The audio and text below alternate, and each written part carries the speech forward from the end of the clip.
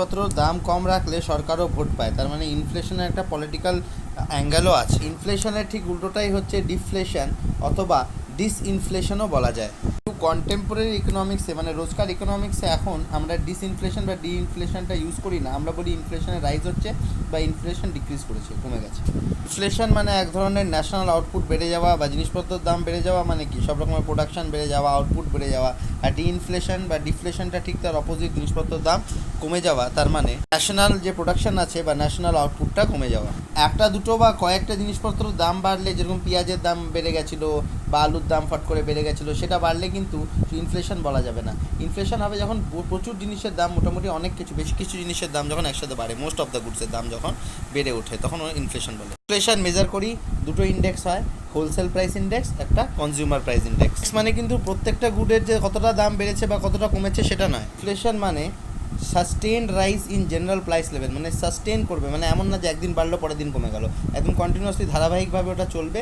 আর general price level মানে সব কিছুরই মোটামুটি দাম বেড়ে যাবে। প্রাইস ইন্ডেক্সে অ্যাভারেজ লেভেল অফ প্রাইস, কোনটার কত দাম সেটা থাকে। একটা পণ্যর কতটা দাম বেড়েছে বা কতটা দাম ঘটেছে সেটা দেখলে হবে না, পুরো জিনিসটাকে একবারে দেখতে হবে। একটা rate of change of general price level, সেটাই হচ্ছে ইনফ্লেশন। মানে যদি সমস্ত জিনিসের দাম মোটামুটি অলমোস্ট সমস্ত জিনিসের দাম যদি 10% বেড়ে থাকে, তাহলে rate of change of inflation বা rate of increase in inflation 10% হবে। সো আমরা 2020-এর ইনফ্লেশন রেট বের করি, তো 2020-এ কোনো একটা জিনিসের দাম আছে 10 টাকা, 2019-এ ওটারই দাম ছিল 5 টাকা, তো 10 - 5 হয়ে গেল, বেস ইয়ারের থেকে মাইনাস করে দিলাম, ডিভাইডেড বাই বেস ইয়ারে ওটার দাম কত ছিল, 5 টাকা ইন্টু 100, তার মানে 5/5, মানে 100% ইনফ্লেশন রেট চলছে। অফ ইনফ্লেশন হয়তো পার্সেন্টেজে দেখায়, নয়তো নম্বরেও দেখাতে পারে, যেরকম 1.3, 3.6 এরকম নম্বরেও ফিগার্সে দেখিয়ে দিতে পারে। রাইসের যেরকম 50 কেজি এইভাবে ওয়েটেড অ্যাভারেজে নিতে হয়, টোটাল 100 ওয়েটেড অ্যাভারেজে নেওয়া হয়েছে। রাইস যেরকম 50 কেজি নিচ্ছি, ডাল 30 কেজি নিচ্ছি, আর ডক্টর 20 কেজি নিয়েছি, মানে এক্সাম্পল দিচ্ছি একটা সার্ভিসেসেরও। আর এখানে দাম দেখো 2011-তে 5, 2 আর 10, আর 2012-তে হয়তো ওটারই দাম বেড়ে গেছে, দেখো 1 টাকা বেড়ে গেছে, 6 টাকা, 2 টাকাটা কমে গেছে 1 টাকা, মানে এইভাবে 15 হয়ে গেছে, 10 টাকা 15, মানে এটার দামগুলো ভ্যারি করেছে। ওয়েটেড অ্যাভারেজ মানে ওয়েট ইন্টু প্রাইস।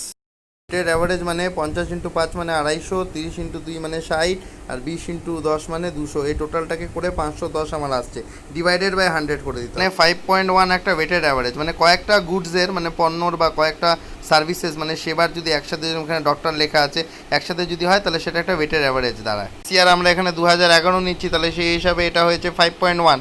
তারপর আমরা কারেন্ট ইয়ারের সাথে কম্পেয়ার করবো, মানে 2012, 13, 14, 20 যা ইচ্ছা কম্পেয়ার করতে পারবো। 2012-তে যদি ওটারই দাম 15 টাকা হয়ে থাকে, 15 × 20 300 দাঁড়ালো, এখানে ওটার দাম 2 টাকা থেকে দেখো কম হয়ে গেলো, এবার 1 টাকা হয়ে গেলো, তো 30 দাঁড়ালো।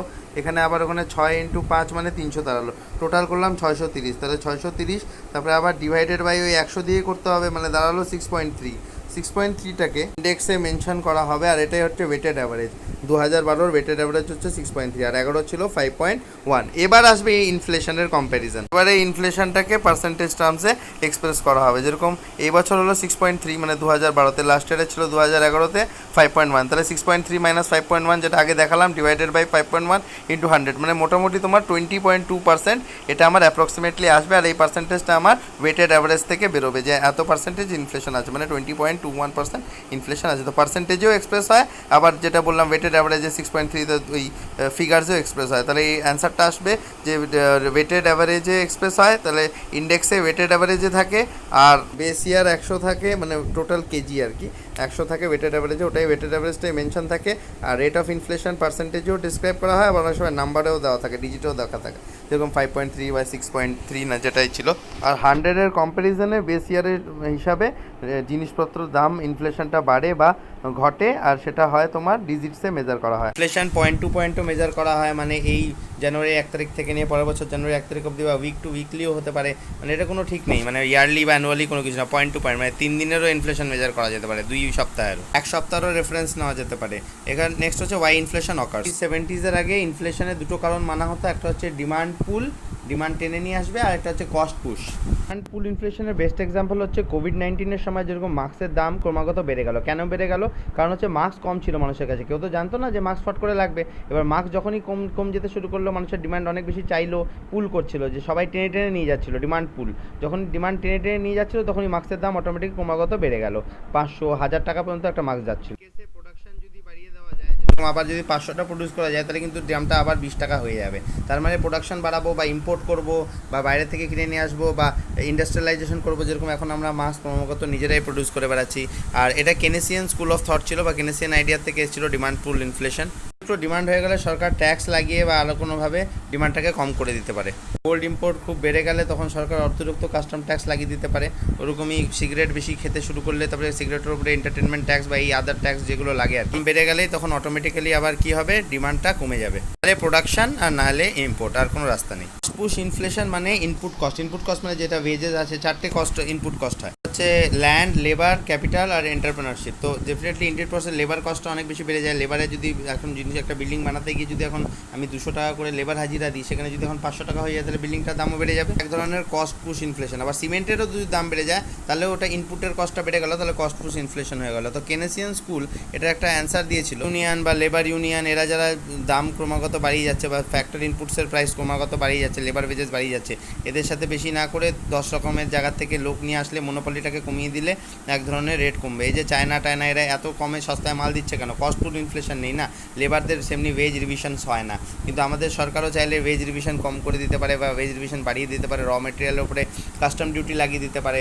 তাহলে কী হবে, অটোমেটিকলি ইনপুট কস্ট বেড়ে যাবে। ইনপুট কস্ট বেড়ে গেলে কস্ট পুশ ইনফ্লেশন চলে আসে। বিভিন্ন রাজ্য থেকে যে ইন্টারস্টেট মাইগ্রেশন হয় তাতে লেবার কস্টটা কমে যায়, আর নাহলে কিন্তু রাজ্যের মধ্যে কস্ট পুশ ইনফ্লেশন হওয়ার চান্স এখন খুব বেশি। যেহেতু এখন পরিযায়ী শ্রমিকরা আবার বাড়ি ফেরত চলে এসছে, তো সেরকম লেবার পাবে না, লেবার ফোর্স পাবে না, তো দাম অটোমেটিক্যালি ইনপুট কস্ট বেড়ে যাবে। তো cost push inflation can be the new start. 1970s পরে মানিটারি স্কুল অফ ইকোনমিক্স আসলো, যারা মানি প্রিন্টিং বা অতিরিক্ত মানি যদি কারোর কাছে চলে আসে সেটা দিয়ে ডিমান্ড পুল ইনফ্লেশনকে ডিফাইন করলো। যে তোমার কাছে যদি বেশি টাকা থাকে আজকে, তার মানে এক্সট্রা ক্রিয়েটিং অফ পারচেজিং পাওয়ার, মানে তুমি বেশি জিনিসপত্র কিনতে পারবে, ক্রয় করতে পারবে। সাধারণ মানুষের কাছে বেশি পয়সা, মানে ক্রেতা বেশি, মানুষ দামপত্র বেশি দিয়ে করবে। কারণ কী করে হতে পারে, ওয়েজ রিভিশন হলো।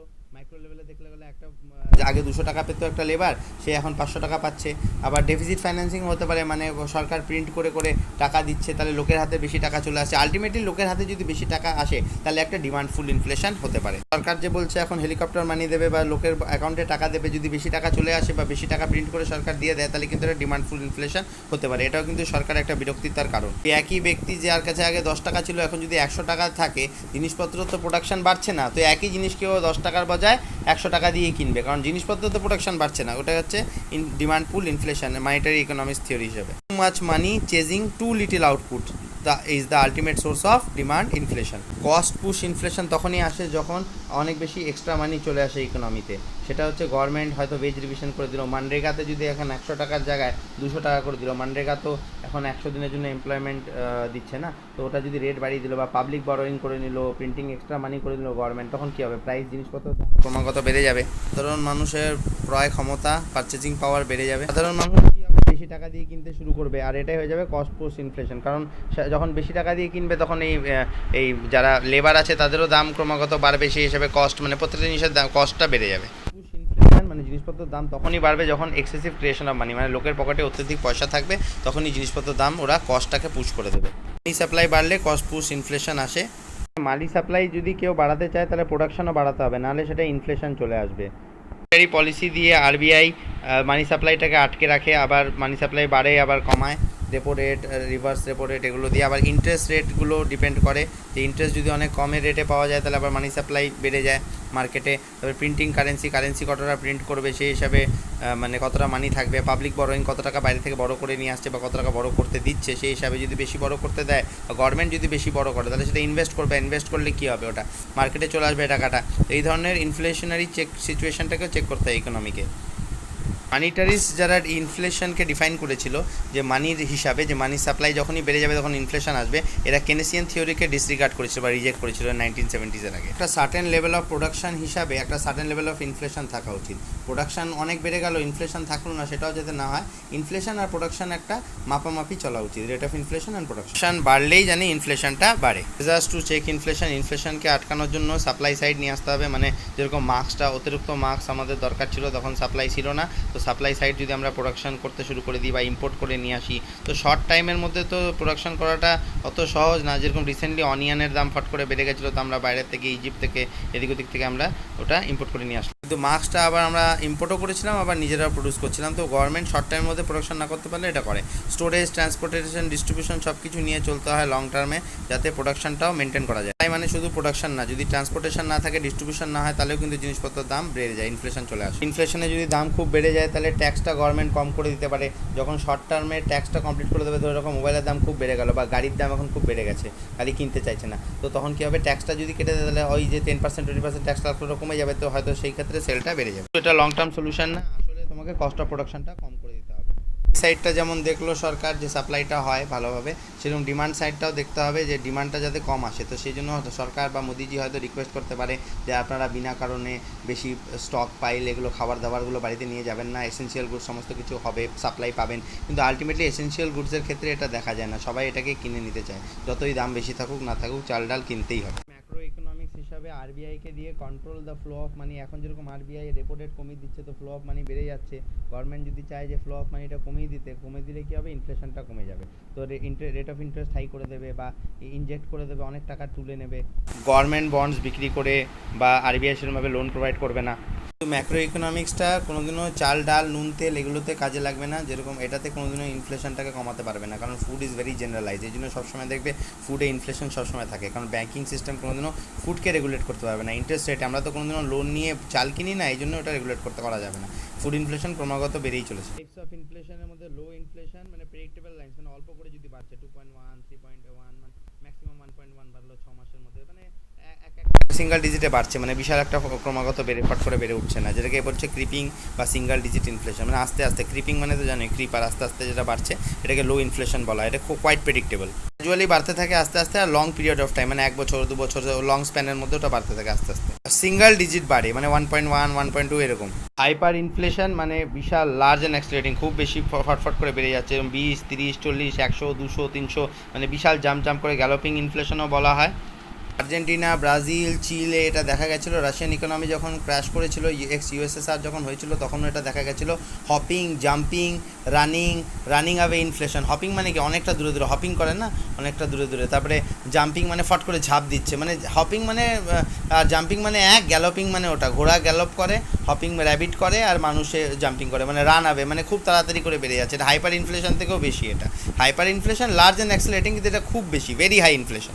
হাইপার ইনফ্লেশনের তো কোনো কথাই নেই, মানে এত বেশি বেড়ে যাচ্ছে যে এটা কোনো একটা শর্ট স্প্যান অফ টাইমে ফট করে বিশাল বেড়ে গেল। যেমন ওয়ার্ল্ড ওয়ার 1-এর সময় জার্মানিতে হয়েছিল, ফট করে একদিনের মধ্যে বিশাল একটা জিনিসপত্রের দাম বেড়ে গেল, এটাকে বলা হচ্ছে হাইপার ইনফ্লেশন। জার্মানিতে এমনকি ওরা স্টোভে ওই পাতাগুলোকে জ্বালিয়ে দিয়েছিল, নোটগুলোকে, পয়সা জ্বালাচ্ছ ভাবতে পারো, পয়সা জ্বালিয়ে দিয়েছিল শুধুমাত্র এটা ভেবে যে এটার দাম এতই কম যেটা জ্বালিয়ে দেওয়া ভালো, হয়তো 1 লাখ টাকাতে একটা ব্রেড কিনে খাচ্ছে বা একটা সিঙ্গাড়া কিনে খাচ্ছে।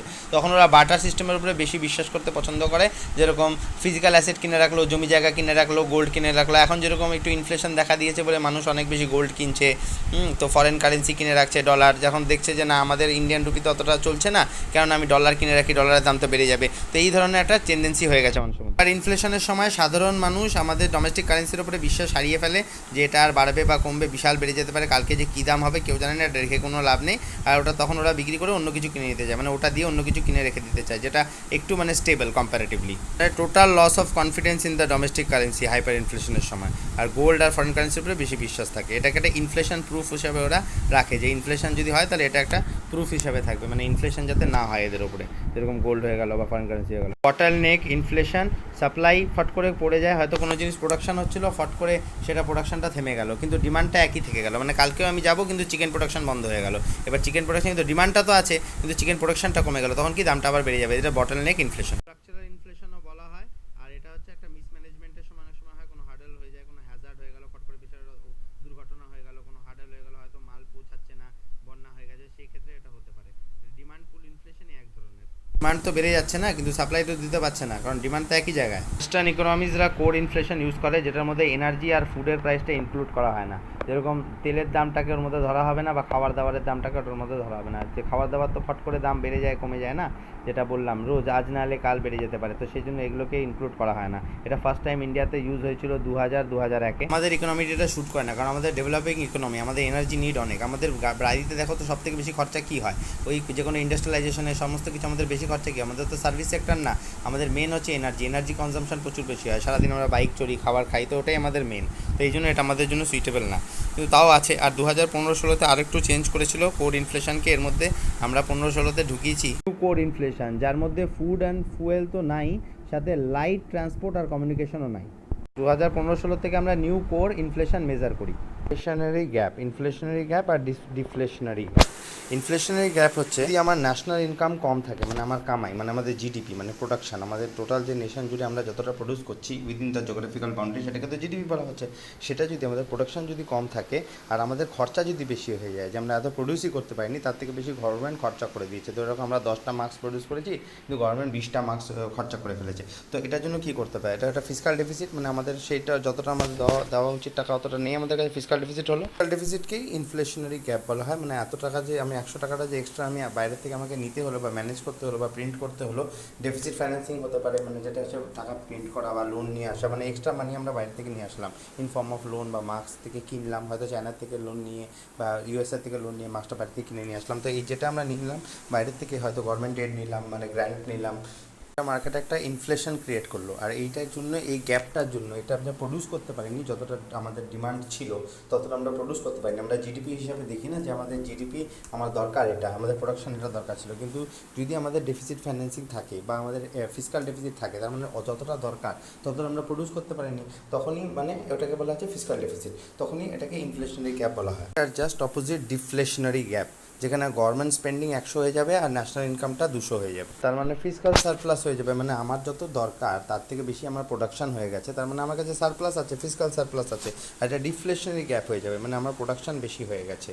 এই কেসে কী হবে, যখনই প্রোডাকশন বেশি হয়ে যাবে তখন এই জিনিসপত্রের দাম কমে যাবে, কারণ আমার দরকার 1 কেজি চাল, আমার কাছে 5 কেজি আছে, তখন জিনিসের দাম কমে যাবে, এই জন্য ডিফ্লেশন চলে আসবে। ডিফ্লেশনারি গ্যাপ এই জন্য বলা হয়। এটাকে আউটপুট গ্যাপও বলা হয়। কেন? কারণ কতটা আউটপুট লাগতো আর কতটা আউটপুট হয়েছে, মানে আউটপুট হয়তো বেশি হয়ে গেছে, হয়তো 1 কেজি চাল লাগতো, আমি 5 কেজি করে ফেলেছি।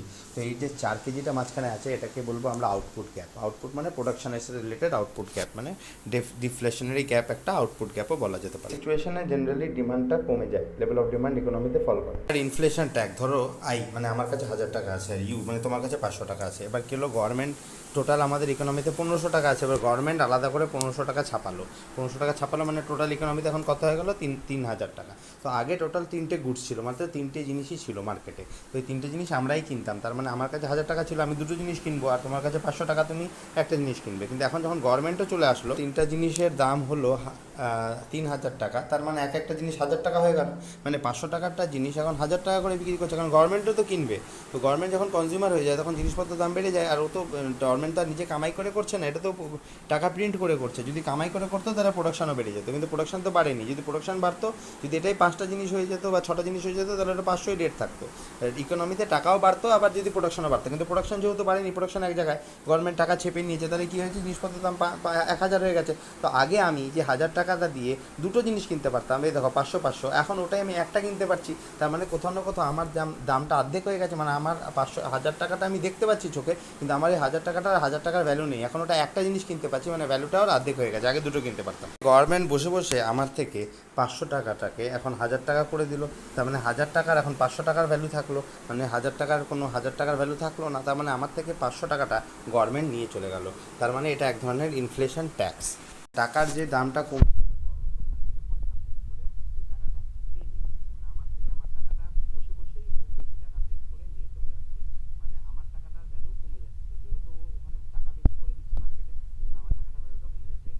Inflation tax. মানে পিপলরা হার্ড আর্ন করছে, কাজ করে টাকা কামাচ্ছে, কিন্তু গভর্নমেন্ট নিজের টোটালি পকেট খরচা বা সমস্ত এক্সপেন্ডিচারগুলো এই পিপলস মানির থেকে, কস্ট অফ পিপলস মানির থেকে ইনফ্লেশন করে করে চালাচ্ছে। তো ইনফ্লেশন এক ধরনের একটা ট্যাক্স হিসাবে কাজ করছে এখানে। ইনফ্লেশন ট্যাক্সকে এই জন্য সিনিয়রেজ, গভর্নমেন্ট যদি ডেফিসিট ফাইন্যান্সিং করে তাহলে অটোমেটিক্যালি ইনফ্লেশন আসবে।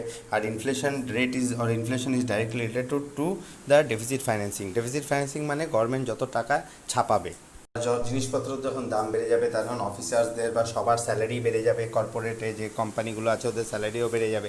তো এই ধরনের তখন কী হবে, আগে যখন 10% ট্যাক্স দিত, তো 1 লাখ টাকা স্যালারি ছিল তখন 10,000 টাকা দিত, এখন 10%ই ট্যাক্স দেবে, কিন্তু 2 লাখ টাকা স্যালারি তাহলে 20,000 টাকা দেবে। তো এইভাবেও এক ধরনের inflation as a tax government use করতে পারে। প্রোডাকশন যদি না বাড়ে, যে ওই ক্ষেত্রে দেখলাম 3টে প্রোডাক্ট 3টেই থেকে গেছিলো, যদি প্রোডাকশন বেড়ে যেত তাহলে কিন্তু দামটা আবার চলে আসতো। 6টা যদি করে ফেলতাম তাহলে কিন্তু দামটা আবার 500ই দাঁড়িয়ে যেত। ওই যে 3000 ডিভাইডেড বাই 6, তাহলে ওটা ঠিক 500 দাঁড়িয়ে যেত। কিন্তু প্রোডাকশন যদি না বাড়ে তাহলে ইনফ্লেশন কিন্তু ভালো নয়। মানে ইনফ্লেশনারি গ্যাপ মানে ফিসকাল ডেফিসিট, আর ডিফ্লেশনারি গ্যাপ মানে ফিসকাল সারপ্লাস। ইনফ্লেশন স্পাইরাল মানে যখন জিনিসপত্র দাম বাড়ে তখন অটোমেটিক্যালি মিস্ত্রিরাও বেশি দাম চায়, বলে না জিনিসপত্রের দাম এসে বেশি, কাঠের দাম যদি এখন বেড়ে যায় তাহলে অটোমেটিক্যালি মিস্ত্রিরও হাজিরা বেড়ে যাবে। তো ওরকমই যখন জিনিসপত্রের দাম বাড়ে, একটা সোফা যদি এখন কিনতে যায়, আগে যদি 5,000 টাকা ছিল, এখন যদি সেটা 10,000 টাকা হয়, তাহলে হাজিরাও ক্রমাগত বেড়ে যাবে। তো 10,000 টাকা বিক্রি করছে, তাহলে আমরাও ওয়েজটা দেবো। এটাকে বলা হচ্ছে প্রাইসেস পুল দ্য ওয়েজেস, মানে প্রাইস যখনই বাড়বে তখন ওয়েজেসটাকে ও নিজের সাথে টেনে নিয়ে যাবে। ওয়েজেস আবার প্রাইসেসকে পুশ করে, মানে ওয়েজ যদি আমি কমিয়ে দিই, আগে 500 ছিল, তারপরে যদি আমি এটাকে 300 করে দিই,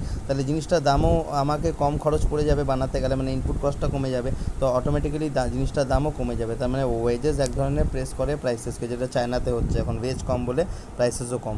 ইনফ্লেশনটা টোটালি ওয়েজ আর প্রাইসেসের উপরে ডিপেন্ডেন্ট, এই জন্য এটাকে ইনফ্লেশন স্পাইরাল কে ওয়েজ প্রাইস স্পাইরাল বলা হয়। ইনফ্লেশন অ্যাকাউন্টিং, আগের বছর ন্যানোর দাম ছিল 1,00,000 টাকা, তখন 20,000 টাকা প্রফিট করতো, কিন্তু এখন 1,50,000 টাকা হয়ে গেছে, 70,000 টাকা প্রফিট করে। কিন্তু ওই হিসাবে দেখতে গেলে প্রপোর্শনেটলি তো 30,000 টাকা হওয়া উচিত রিয়াল ইনকাম, কিন্তু অ্যাকচুয়ালি এখানে 70,000 টাকা দেখাচ্ছে। তো এর মধ্যে ইনফ্লেশন লুকিয়ে আছে।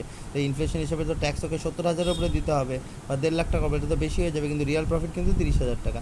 এই জন্য ইনফ্লেশন অ্যাকাউন্টিংটা কোম্পানিরা করে যাতে রিয়াল প্রফিটটা বেরিয়ে যায় ফার্মে, যাতে ওভার ইনফ্লেটেড রেট অফ ইনফ্লেশনের উপরে ট্যাক্স না দিতে হয়। বেস ইয়ারের সাথে ক্যালকুলেট করে ওরা ইনফ্লেশন অ্যাকাউন্টিংটা করে।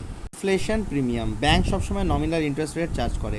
ফর এক্সাম্পল, হয়তো এবছর আমাদের অ্যানুয়াল ইন্টারেস্ট রেট হচ্ছে 10%, তার মানে ব্যাংক আমাদেরকে আমরা দেবো, যদি 1,00,000 টাকার লোন নিই তাহলে আমরা ওকে 10,000 টাকা দেবো 10%। কিন্তু 1,00,000 টাকা এক বছর পরে এটা ইনফ্লেশনও তো আসবে ওটার মধ্যে, মানে হয়তো 6% ইনফ্লেশন হলে মাত্র রিয়াল ইন্টারেস্ট রেট যেটা ব্যাংক কামাচ্ছে সেটা হচ্ছে 4%।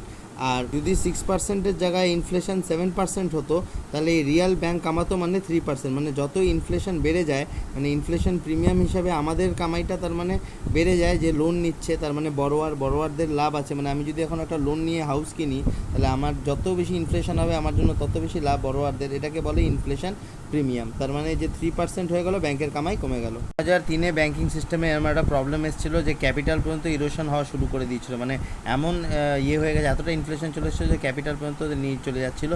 তো সেই ক্ষেত্রে মানে নেগেটিভ ইনফ্লেশন হয়ে গেছিলো। মানে হয়তো যেটা 3% দেখলে এটা মাইনাসে চলে গেল। মানে টাকা কী দেবে, নমিনাল ইন্টারেস্ট নিয়ে ইনফ্লেশন নমিনাল ইন্টারেস্ট থেকেও বেশি, মানে যে 3% ছিল সেটা এখন মাইনাসে চলে গেল, মানে ইনফ্লেশন ক্যাপিটাল ইরোশন করে দিচ্ছিল।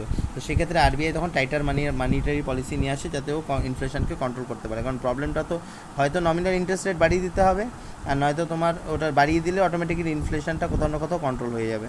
তবে ইনফ্লেশন বাড়লে আমাদের জন্য ভালো, ব্যাংকের জন্য খারাপ, কারণ ব্যাংক লোন দিয়েছে তো অনেক সময় নেগেটিভ ইন্টারেস্ট রেটও চলে যায়, মানে রিয়ালটা নেগেটিভে চলে যায় আর ক্যাপিটাল ইরোশন হয়ে যায়। আর নমিনাল ইন্টারেস্ট রেট সবসময় রিয়াল ইন্টারেস্ট রেট থেকে বেশি হয়। হচ্ছে ফিলিপস কার্ভ বলছে যত ইনফ্লেশন বাড়বে তত আনএমপ্লয়মেন্ট কমবে। মানে যেরকম দুর্গাপুজোর সময় দেখা যায়, জিনিসপত্রের দাম বেড়ে যায়, ওই 10 টাকার চাউমিন তখন 25 টাকা হয়ে যায়, তখন কী করে, একে তাকে চাকরি দেয়, আরও বেশি লোক তখন বেশি মানে যায় বাইরে ঘুরে বেশি খরচা করে, তখন কী হয়, ইনফ্লেশন বেড়ে যায়, জিনিসপত্রের দাম বেড়ে যায়, তখন কী হয়, চাকরি বেড়ে যায়, তার মানে আনএমপ্লয়মেন্ট কমে যায়। তো ইকোনমিতে 1950-এ উইলিয়াম ফিলিপ এটা বলেছিল, যত ইনফ্লেশন বাড়বে তত কী হবে, আনএমপ্লয়মেন্টটা কমে যাবে, মানে লোকজন বেশি চাকরি পাবে। কিন্তু এদিকে আবার ইনফ্লেশন কমে গেলে, মানে জিনিসপত্রের দাম কমে গেলে আনএমপ্লয়মেন্ট বেড়ে যাবে। 10% ইনফ্লেশন থাকলে 2% আনএমপ্লয়মেন্ট থাকবে। ইনফ্লেশন যদি কমে 3% হয়, তাহলে আনএমপ্লয়মেন্ট বেড়ে যাবে, 8%-এর উপরে চলে আসবে। 1970s এই থিওরিটা ফ্লপ হয়ে গেছিলো। ফিলিপস কার্ভটা মিল্টন ফ্রিডম্যানও ওকে অপোজ করেছিল আর বলেছিল ফিলিপস কার্ভ শুধুমাত্র শর্ট টার্মের জন্য, লং টার্মের জন্য হবে না। লং টার্মে হলে এটা সেম রেজাল্ট দেখাবে না। ইনফ্লেশন বেড়ে যাবে দুর্গাপূজার মতন কিছুদিনের জন্য, ঠিক আছে, দুর্গাপূজার মতন কয়েকদিনের জন্য দুর্গাপূজাতে এমপ্লয়মেন্ট বেড়ে গেল, কিন্তু লং টার্মে এটা হবে না। 70s-এ কী হয়েছিল, ইনফ্লেশনও যেরকম বেড়েছিল আনএমপ্লয়মেন্টও ওরকম বেড়ে যাচ্ছিলো, আর স্ট্যাগফ্লেশন এটাকে বলা হয়। মানে ফিলিপস কার্ভ যেটা বলেছিল সেটা জাস্ট অপোজিট হচ্ছে স্ট্যাগফ্লেশন, মানে ইনফ্লেশনও বেড়ে যাবে আবার আনএমপ্লয়মেন্টও বেড়ে যাবে। জিনিসপত্রর দাম বেড়ে যাচ্ছে কিন্তু আনএমপ্লয়মেন্ট মার্কেটে আছে, মানে চাকরি নেই। যেরকম এখন করোনা সিচুয়েশনে দেখা যাচ্ছে, জিনিসপত্র দেখবে মার্কেটে দাম ক্রমাগত বেড়ে যাচ্ছে, কিন্তু চাকরি কিন্তু মার্কেটে নেই, স্ট্যাগফ্লেশন। ইকোনমিতে খুব একটা প্রোডাকশন হয় না, ইকোনমি স্ট্যাগনেন্ট হয়ে গেছে, economy is going to the phase of stagnation. কিন্তু ইনফ্লেশনটা আছে, দেখো স্ট্যাগ মানে স্ট্যাগনেশন, আর ইনফ্লেশন মানে গ্রোথ নেই কিন্তু মানে ইনফ্লেশন আছে। Stagflation, stagnation of the economy, মানে ইকোনমিক গ্রোথ তখন কমে যাচ্ছে, ক্রমাগত কমের দিকে যাচ্ছে, কিন্তু ইনফ্লেশন বেড়ে যাচ্ছে। ইনফ্লেশনে যেরকম জিনিসপত্রের দাম বেড়ে যায়, general rise of price level, আর production of goods and services কমে যায় স্ট্যাগনেশনে, মানে প্রোডাকশনটা কমে যায় আর ইকোনমি অটোমেটিক্যালি স্লো হয়ে যায়। যখনই প্রোডাকশন কমে যাবে তখনই ইকোনমি স্লো হয়ে যাবে, জিডিপি কমে যাবে, প্রোডাকশন কমে যাবে, জিডিপি কমে যাবে আর ইকোনমিক গ্রোথও কমে যাবে। স্ট্যাগফ্লেশনে জিডিপি কমে যায়, তার কারণ হচ্ছে যে প্রোডাকশন কমে যাচ্ছে, স্ট্যাগনেন্ট ইকোনমি, তো প্রোডাকশন তো কমেই যাবে। আবার প্রোডাকশন যখন কমে যাবে তাহলে প্রোডাকশন করার লোকও কমে যাবে, মানে আনএমপ্লয়মেন্ট চলে আসবে, লোকের কাছে চাকরি থাকবে না, বেকারত্ব বেড়ে যাবে। আবার যখন মানুষের কাছে চাকরি থাকবে না, টাকাই থাকবে না, টাকা কম রোজগার হলে ডিমান্ডটাও কমে যাবে। তার মানে যখনই প্রোডাকশন কম হবে, ইকোনমিক স্ট্যাগফ্লেশন মানে হচ্ছে ইকোনমিক গ্রোথ কমে যাওয়া। যখন ইকোনমিক গ্রোথ কমে যাওয়া মানে জিডিপি, প্রোডাকশন কম হবে, প্রোডাকশন কম হবে মানে যখন প্রডিউসার্স কম হবে, মানে প্রডিউসার্স যখন কম হবে তো লোক কম রাখবে, প্রোডাকশন যখন কম হবে লোক কম রাখবে, তো আনএমপ্লয়মেন্ট বেড়ে যাবে। আনএমপ্লয়মেন্ট যখন বেড়ে যাবে তখন দেখো ডিমান্ডটাও কমে যাবে, কারণ লোকের কাছে পয়সা কম থাকবে, ডিমান্ড কমে যাবে।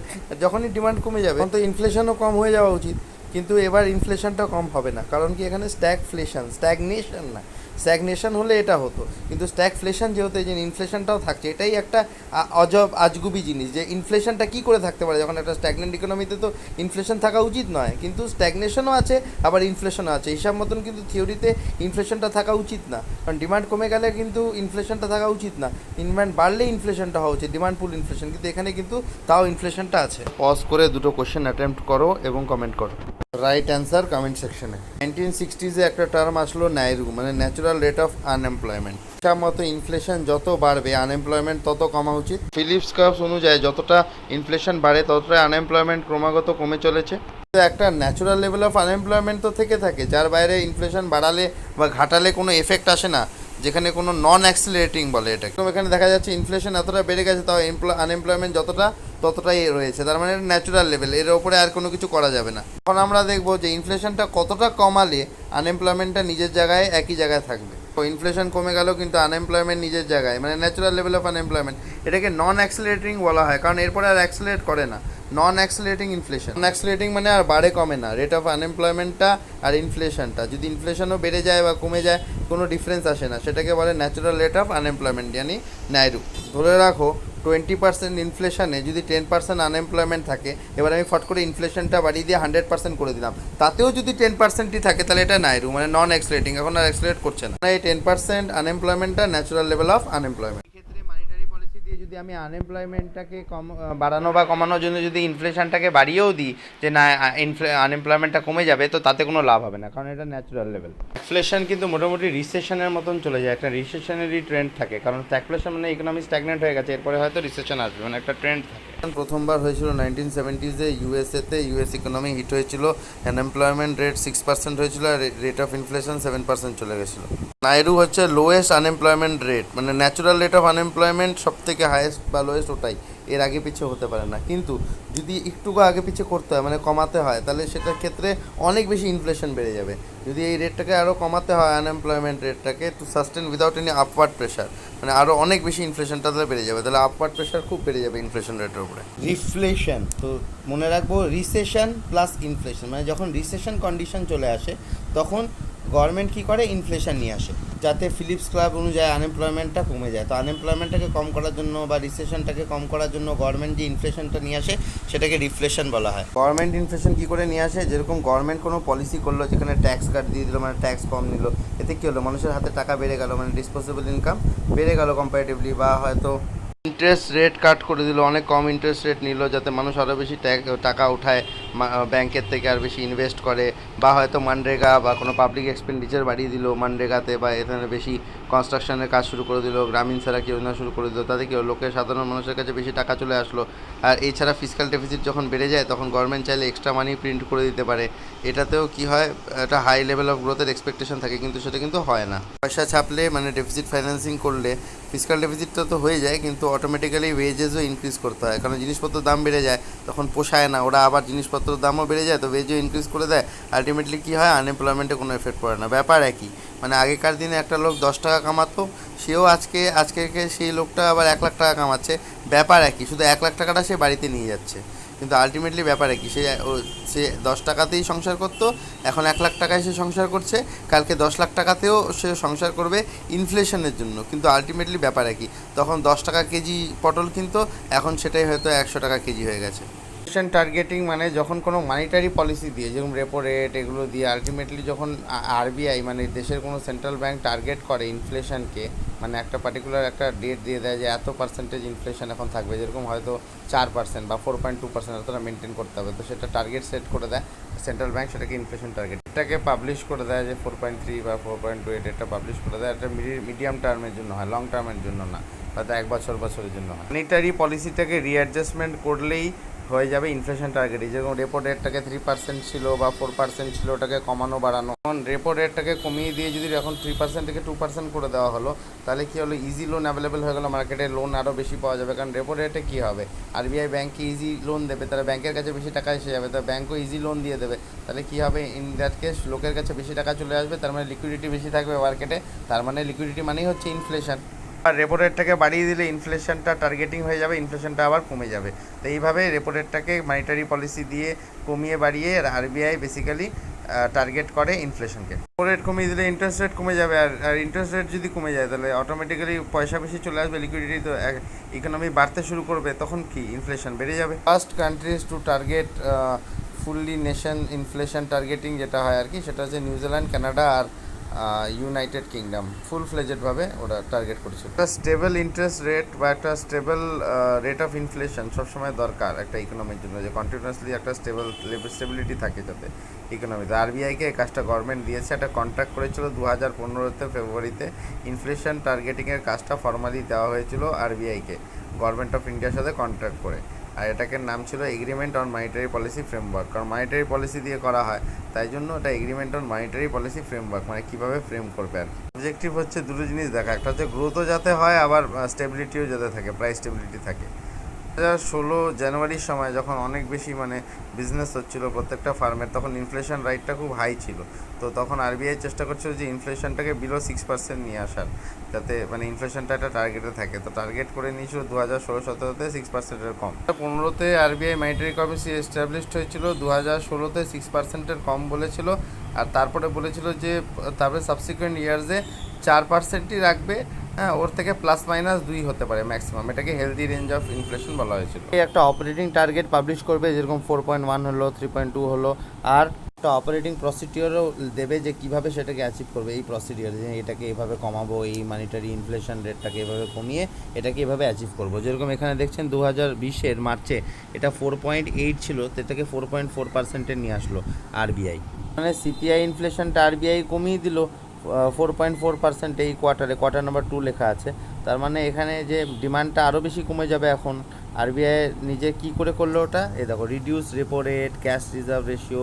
রিডিউস রেপো রেট যদি করা হয় এটাকে বলবে অপারেটিং প্রসিডিওর, আর অপারেটিং ফিগার্স তো দেওয়াই আছে উপরে 4.8, আর অপারেটিং প্রডিউসার হচ্ছে প্রসেস হচ্ছে এই যে রিডিউস রেপো রেট করে বা ক্যাশ রিজার্ভ রেশিওটা কমিয়ে 50 বিলিয়ন ইউএসডি যেটা ইনজেক্ট করেছে লিকুইডিটি ব্যাংকের মধ্যে, যাতে ব্যাংকরা আরও বেশি লোন দিতে পারে। আবার রেপো রেট কম হলেও তো ব্যাংকরা বেশি লোন নেবে আরবিআই থেকে, তো সেখানে ক্যাশটা বেশি মেনটেন করার জন্য সিআরআরটা কম করে দিলেও লাভ আছে, কারণ তাতে ব্যাংকরা কম টাকা রাখতে হবে আরবিআই এর কাছে, তো অটোমেটিক্যালি ওরা বেশি লোন দিতে পারবে। তো ইনভেস্টমেন্ট বা লিকুইডিটিটাকে মার্কেট আনার জন্য মনিটারি পলিসি দিয়েই ওরা করে, ইনফ্লেশনটাকে টার্গেট করে। এখানে একটা ম্যাক্রো ইকোনমিক পলিসি এস্টিমেশনও আছে, লেখা আছে হাইলাইটসের মধ্যে, estimated easing of CP imply হবে যে aggregate demand will still weaken further, মানে আরও বেশি উইক করবে অ্যাগ্রিগেট ডিমান্ড, মানে ম্যাক্রো ইকোনমিক্যাল যে কি প্রবলেমসগুলো আছে এগুলোকেও হাইলাইট করে। আরবিআই পাবলিশ করবে অপারেটিং টার্গেট কত আছে, কত ছিল, যেরকম আগে 4.5 ছিল, এখন হয়তো 4.2 করলাম। কেন করলাম, কারণ ম্যাক্রো ইকোনমিক কন্ডিশন খুব খারাপ, এখন ডিমান্ড খুব পড়ে গেছে, এই জন্য করলাম। কী করে করলাম, অপারেটিং প্রসিডিওর হচ্ছে আর কম করে দিলাম, মানে রিভার্স রেপো রেট কম করে দিলাম, সিআরআর যেটা ছিল ক্যাশ রিজার্ভ রেশিওটা কম করে, এভাবে আমরা করলাম। প্রত্যেক 6 মাস অন্তরে আরবিআই একটা ডকুমেন্ট নিয়ে আসবে, ডকুমেন্টের মধ্যে লেখা থাকবে what is the source of inflation. এবার যে ডকুমেন্টটা নিয়ে আসবে 2020-এর 6 মাস পর, সেটা হয়তো সোর্স অফ ইনফ্লেশন, 6 মাস বা তারপরে আরও 6 মাস, মানে টোটাল 18 মাস অবধি কতটা ইনফ্লেশন থাকতে পারে।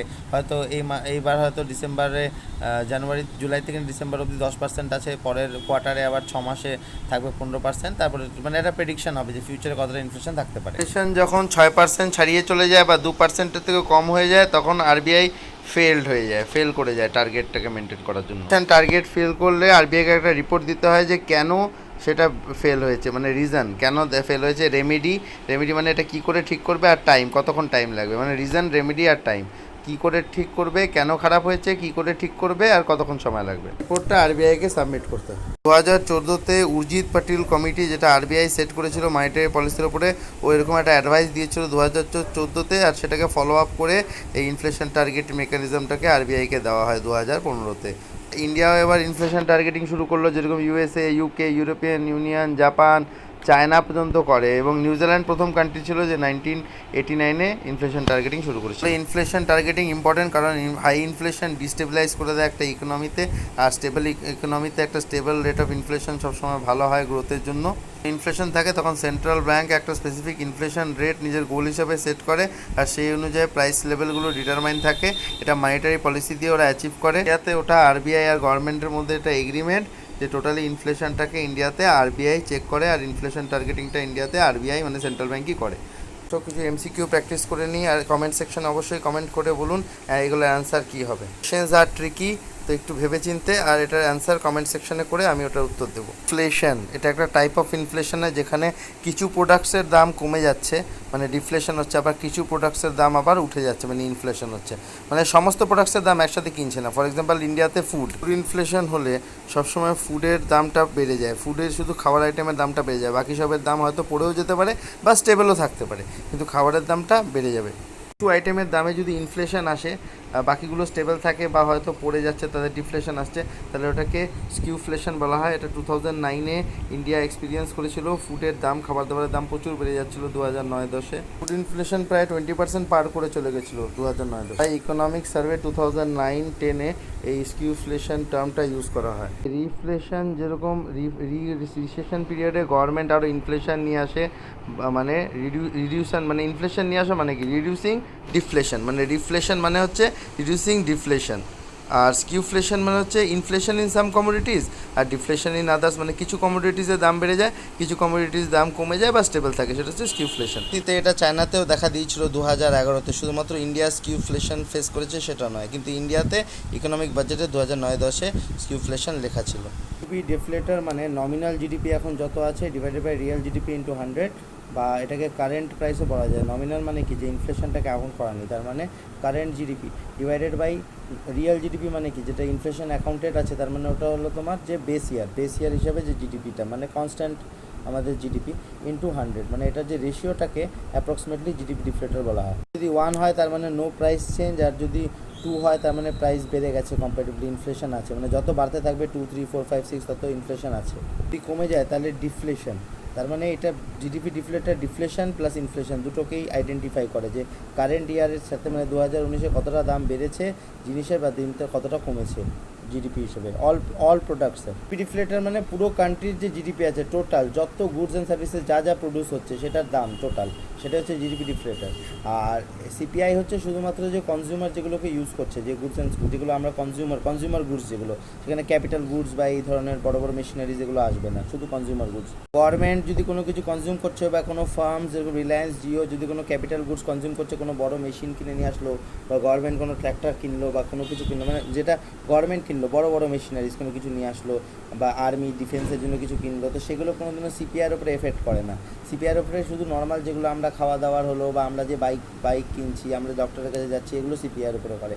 জিডিপি ডিফ্লেটার কিন্তু সব কিছু ক্যালকুলেট করে, গভর্নমেন্টের কেনাকাটি সমস্ত কিছু, ইন্ডাস্ট্রিরা যেগুলো কিনছে, কিন্তু সিপিআই শুধুমাত্র আমরা যেটা কেনাকাটি করছি সেটা। জিডিপি যেহেতু ডোমেস্টিক বাউন্ডারির মধ্যে যেগুলো আমরা প্রোডাকশন করছি সেই হিসাবে জিডিপি ক্যালকুলেট হয়, তো জিডিপি ডিফ্লেটারেও ইম্পোর্টেড গুডসের কোনো কাউন্টিং হবে না এটার মধ্যে। GDP deflator nominal by real GDP into 100% যদি এক্সপ্রেস করতে চাই, আর নাহলে nominal GDP by real GDP.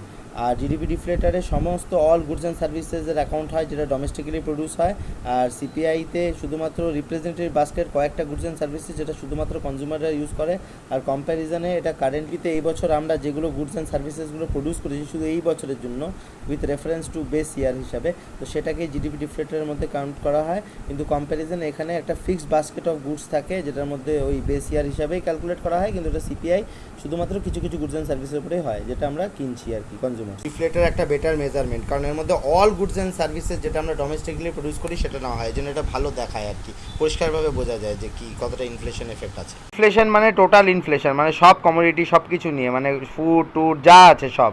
আর এটা টোটালি ইনফ্লেশনারি স্পাইকস বেশি দেখা যায়, মোর ভোলাটাইল, এটা বেশি ভোলাটাইল, কারণ সব কিছু আছে তাহলে এটা বেশি ভোলাটাইল। আর কোর ইনফ্লেশনের মধ্যে কী আছে, এটা মাইনাসে, দেখো ফুড আর এনার্জিটা মাইনাস, তাহলে এখানে ইনফ্লেশনারি স্পাইকটা একটু কম হলেও হতে পারে।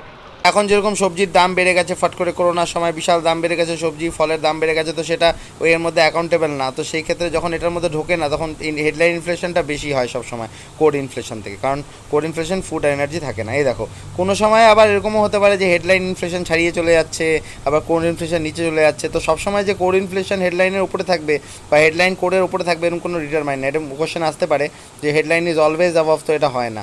হেডলাইন বা কোর কোনোদিনও একে অপরের থেকে বেশি হবে এটা দরকারই না, বাট হেডলাইন একটু বেশি, মানে টোটাল ইকোনমিকে নিয়ে ঘুরে থাকে, মানে সব কিছু নিয়ে এই হেডলাইন চলে। হেডলাইন ইনফ্লেশন প্রত্যেক মাসে bureau of labour statistics release করে, সিপিআই হিসাবে এটা ক্যালকুলেট করা হয়, একটা বাস্কেট অফ গুডসের কী দাম পড়ছে না পড়ছে সেই হিসাবে কতটা ইনফ্লেশন হয়েছে ব্রড ইকোনমিটা দেখা হয়। ইনফ্লেশন মানে ওভারঅল গুডস আর সার্ভিসেসের কতটা প্রাইস চেঞ্জ হলো, কতটা দাম বাড়লো কমলো সেটাকে দেখা যাবে। আর ইন্ডিয়াতে রিটেল লেভেলে যদি এটা দেখা যায়, হেডলাইন ইনফ্লেশনকে মেজার করে কনজিউমার প্রাইস ইন্ডেক্স, আর হোলসেল প্রাইস ইন্ডেক্সে আমরা ম্যাক্রো লেভেলে, মানে হোলসেল লেভেল থেকে আমরা ইনফ্লেশনকে, হেডলাইন ইনফ্লেশনকে যখন মেজার করি তখন ডাব্লিউপিআই দিয়ে মেজার করি। ইন্ডিয়াতে এখন সিপিআইটাই ফলো হয়, আগে ডাব্লিউপিআইটা ফলো হতো। নেক্সট হচ্ছে বেস এফেক্ট। বেস এফেক্ট মানে প্রত্যেকবার দেখো 20 পয়েন্ট করে বাড়ছে প্রত্যেক বছর, কিন্তু পার্সেন্টেজ কিন্তু সেভাবে বাড়ছে না, কারণ বেস যেহেতু বেড়ে যাচ্ছে, আগে 100 ছিল বেস, আবার 120 হয়ে গেল, আবার 140 হয়ে গেল, তো বেস যেহেতু বেড়ে যাচ্ছে সেহেতু এফেক্টটা পার্সেন্টেজে কমে যাচ্ছে, ইন্টারেস্ট বেড়ে গেলে পার্সেন্টেজটা কমে যায়।